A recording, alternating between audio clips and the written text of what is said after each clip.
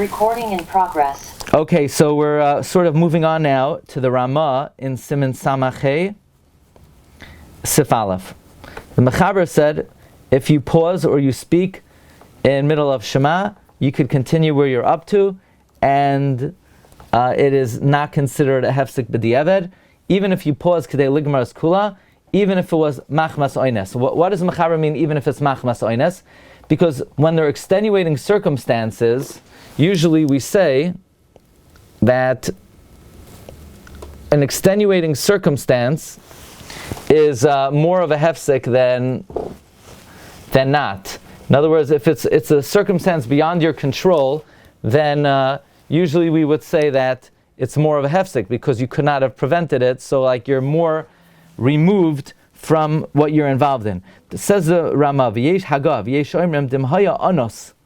Some say if you were an anos, the hifsek kedei ligmar kula, then chayzel reish v'hachi nahag. Then in fact, if you were an anos and you were mafsek to be goymer the whole thing, you would go back to the beginning.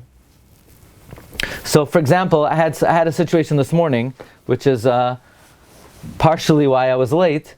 I was in shul. I usually stay in shul after davening, and all of a sudden the fire alarm went off. It was extremely loud. It's not my shul, and I usually lock up, but I didn't know whether I should lock up or not because maybe people needed to get in there. So I ran out and I ran home and I called the Rav and I had to get a hold of him. So what if that would happen in the middle of davening? In other words, in the middle of Shema, fire alarm goes off, and you're honest. Yeah, you got to get out, and by the time you get out, a few minutes pass, and you're shak kedei ligmar kula. So lamaisa, that's an onus. If it's an onus, it's worse. If you speak intentionally, it's less of a hefsek than if you're an onus. Why? If you speak intentionally, you didn't have to. So it's not such a hefsek. It's not like I had to interrupt. I chose to interrupt. So it's not such a big interruption. But if you had no choice, so that's mamish hefsek, because you had no choice.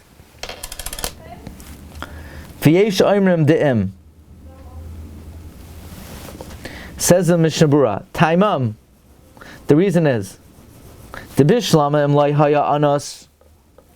Bishlana, if you were not in anos, im haya roitza yachalikus, if you wanted, you could have read it, lai hava ashtika. Then silence, vafila dira hefsek, or even speaking would be a hefsek. Aval ba'anos, if you had an extenuating circumstance, chashiva hashia hefsek, the delay is considered a hefsek, kivan shaloi haya az yachalikrais, since you did not have the ability to read. Va'ayin b'magen Avram shamasik, look in the Magen Avram who concludes, the davkim ha'inus u'machmas sha'ish einoi roi. Now, there are different kinds of anos. Look in the Magen Avram who concludes that this din of anus is only if the person was not fit. Let's say he needed to go to the bathroom. So,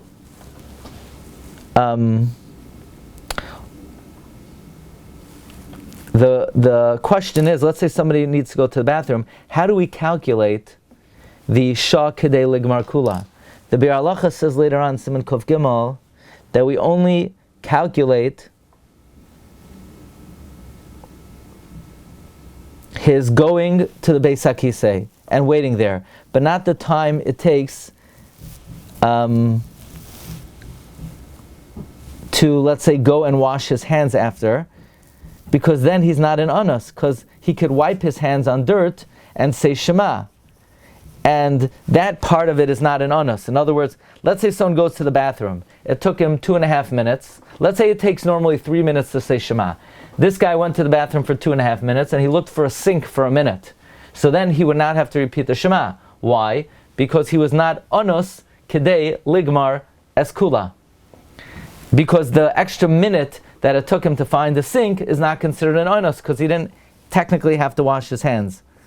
As the Mishnah Berurah continues, let's say the place wasn't clean, because they found the excrement of meraglayim, and he needed to wait until they took it out. But a different anus, let's say robbers, it's like he was silent willingly, that it's not considered a hefsek according to this opinion. Dafka for Shema and the brachos uchahai gavna. Aval betfila, when it comes to tefillah, when it comes to davening, then you go back to the beginning, even for a different oinus.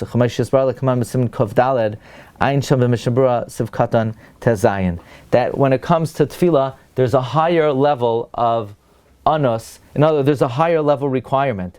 By Shema, only an oinus where the guy was puzzle or the makayim was puzzle would cause you not to be yotzi the Shema if you were shah kedei ligmar skula. But when it comes to Shemona Esrei, any anus at all,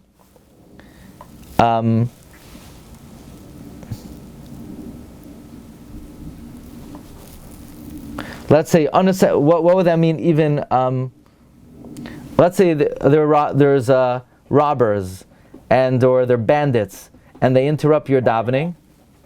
So then, when it comes to Shema, then you would be yotze if you were shah kedei ligmar skula.